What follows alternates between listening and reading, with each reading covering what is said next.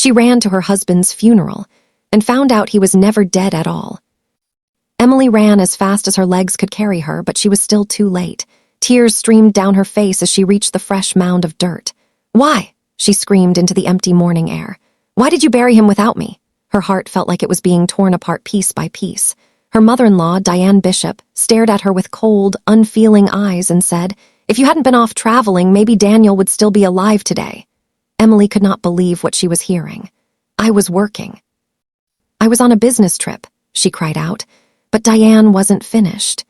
"You always cheated on my son, but you will never cheat me," she added, before turning and walking away with her head held high, leaving Emily standing alone in shock in front of her husband's grave. Emily stared down at the freshly turned earth. She couldn't accept that her husband was really gone. Her hands shook and the tears kept falling. She began to wonder, was this really her fault?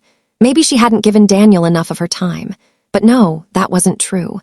He was the one who had always encouraged her career. It was Daniel who told her to travel for work, who said she had real talent. Daniel, on the other hand, never stayed at one job for long. He would quit after a few months, bitter and angry, insisting that nobody respected what he brought to the table. Emily had tried to guide him gently, to remind him that success takes time and patience. He never wanted to hear it, and his mother had never accepted Emily, not from day one. "Don't work somewhere you don't love," Diane used to tell him. "She only wants you gone so she can bring other men into the house." Emily used to count to 10 in her head just to keep herself calm whenever she heard those cruel words. She never fired back. After all, Diane was Daniel's mother, but the truth was, that woman had despised Emily since the very beginning. She had wanted Daniel to marry Melissa, the daughter of her closest friend. Even at the wedding, Melissa had made a scene that nobody in that town would ever forget. She never stopped acting as though Daniel still belonged to her. Emily, or Em, as her friends called her, was a quiet, gentle soul. She stayed silent even when Melissa carried on as if she were the real wife. Emily never wanted conflict. She believed deep down that none of this was Daniel's fault. Her business trips gave her a sense of peace. Out there, people respected her skills, and she felt calm while she worked. But every time she came home, the same arguments with her mother-in-law were waiting for her. Lately, even Daniel had grown distant. Their fights had become more frequent, so during her last trip she made up her mind they needed a real conversation. A family couldn't survive on silence and resentment forever. Then, out of nowhere, her mother-in-law called and told her that Daniel had died. She said it was a blood clot, but none of it made any sense. Daniel had always been careful with his health. Emily wanted to fly home immediately, but the trip back was brutal.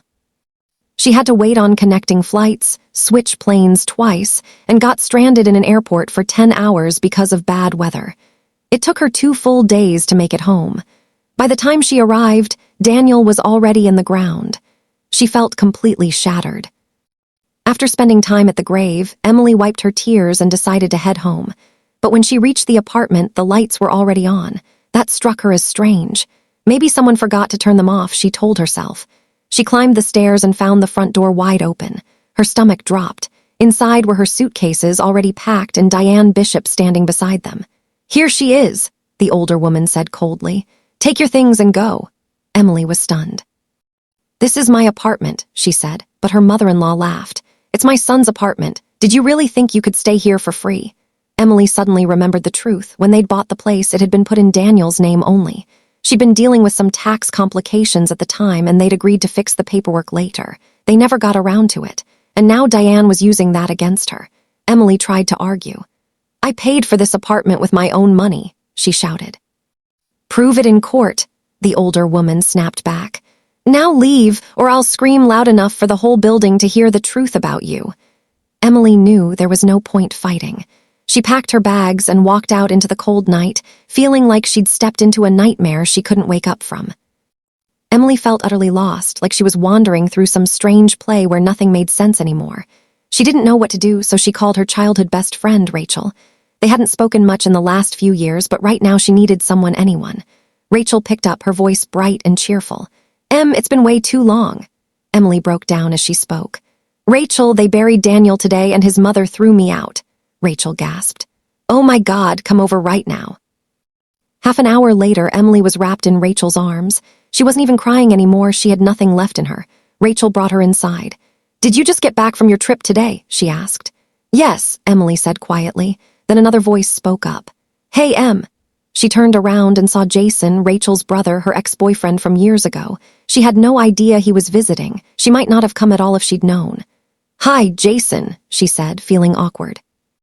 They all sat down in the kitchen, and Emily told them the entire story from beginning to end. Jason and Rachel listened closely. Rachel's husband looked puzzled. "None of this adds up," he said. "Why didn't you see the body or a death certificate?"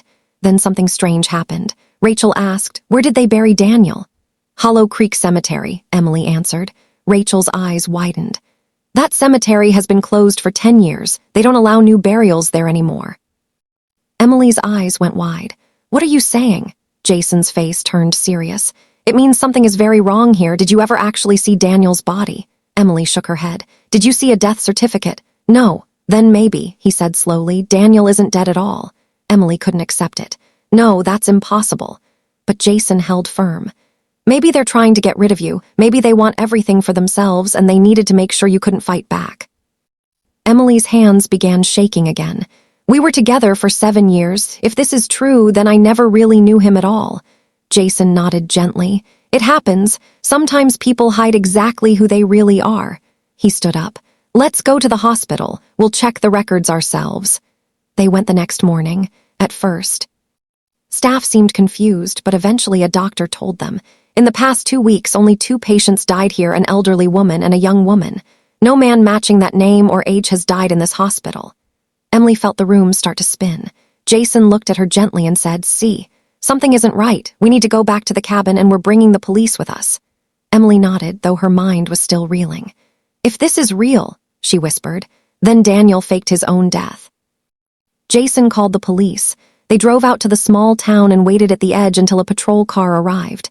Together, they made their way to the cabin. Diane Bishop was there. She saw them and snapped, "None of you have any business here." But the moment she spotted the officers, her expression shifted completely. One of the officers stepped forward. "Where is Daniel Bishop?" he asked. "He's dead. We buried him," she said quickly. "Show us the death certificate," the officer replied. "It's inside," she answered. "Then let us search the house," the officer said. Diane tried to block them, but the officers moved past her without hesitation. And then, to everyone's shock, they found Daniel alive, healthy, standing right there. He looked startled, but not afraid. Melissa stood behind him, smiling. Emily could not believe what she was seeing. Daniel started talking fast. "This wasn't my idea. Mom and Melissa planned the whole thing. I just wanted some space. Things were getting boring." Emily's eyes burned with fury. "You agreed to fake your own death," she screamed. "Do you have any idea what you put me through?" Daniel tried to laugh it off. "Well, you didn't even cry that much." That was the final straw. Emily slapped him across the face as hard as she could. He stumbled back, holding his cheek. "What is wrong with you?" he shouted. Emily said nothing. She turned around and walked straight to Jason's car. An officer followed her and asked, "Would you like to file a report?" Emily nodded. "Yes." "For emotional damage, for fraud, for every single lie." She never looked back. It was finally over. That night they all sat around Rachel's kitchen table. Rachel raised her glass. To Em, who it turns out was never actually a widow after all. Emily smiled. "Yeah, and thank God for that. Let him live his life far away from mine." Everyone laughed. Then Emily stood up. "I should get home now." "What if Daniel is there?" Rachel asked. Emily answered simply, "Then I'll throw him out myself." Jason stood up too. "I'll come with you, just in case." Rachel and her husband exchanged a knowing smile. Jason didn't go home that night. The next morning, he sent a text. "Looks like I'm going to be sticking around here for a while." Not long after, Jason and Emily got married. He brought her back to his hometown to start fresh. She still had to fly back a few times to finalize the divorce and settle the assets.